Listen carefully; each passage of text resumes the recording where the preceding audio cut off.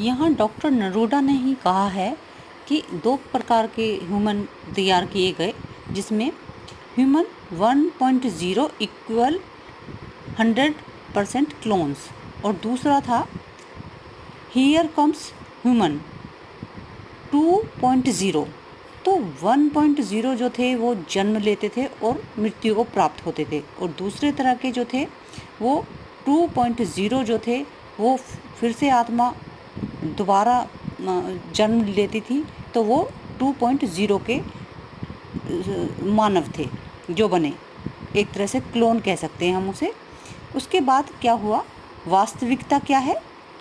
मानव और मृत्यु प्लस इसके बाद जन्म और उद्देश्य, और उसके बाद थर्ड डायमेंशन की धारणा बनी, यानी कि कभी सभ्यता थी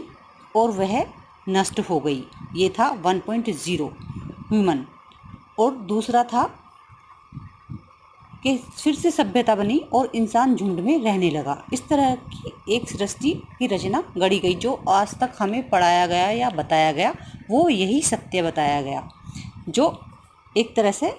षड्यंत्र है। जब ह्यूमन 0.2 को कि हमारे ही लोग थे जिनका डीएनए हमारे शरीर में है, यानी कि हमारा डीएनए किस में है, अनुनाकी और एटलांटिस के लोगों का ही डीएनए हमारे शरीर में प्रवेश है। यानी कि जो भी हम सोचते हैं, हमारी जो अच्छाई है वो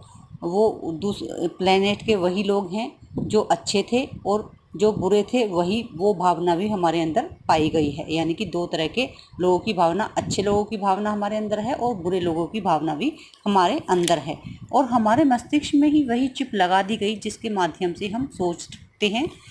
या फिर हम जो भी काम करते हैं वो चिप के अनुसार ही करते हैं। सारी व्यवस्था इसी तरह से गढ़ी गई और इसी तरह से ये सारी सृष्टि का जो है ब्रह्मांड की रचना की गई। एक सोची समझी प्लानिंग थी जिसके माध्यम से जो है संसार को बनाया गया, और जो स्वार्थी लोग थे यानी कि अनुनाकी जो थे, उन्हें पृथ्वी से एक पृथ्वी के कोर में एक सोना जैसा लिक्विड था जो उन्हें चाहिए था अपने उद्देश्य के लिए, और वो जो है वो जो कोर के अंदर का जो सोना था वो खुद नहीं ला सकते थे, क्योंकि उनकी जो बॉडी थी ईथर की बनी हुई थी, वो अपनी बॉडी को ढाल नहीं सकते थे भौतिक शरीर में। जबकि जो दूसरी तरह के जो लोग थे, जो अच्छे लाइट फोर्सेस थी, वो थे लाइट फोर्सेस जो थी वो अच्छी आत्मा थी, तो उनका डीएनए हमारे शरीर में है और उसी की रचना के आधार पर हम काम करते हैं।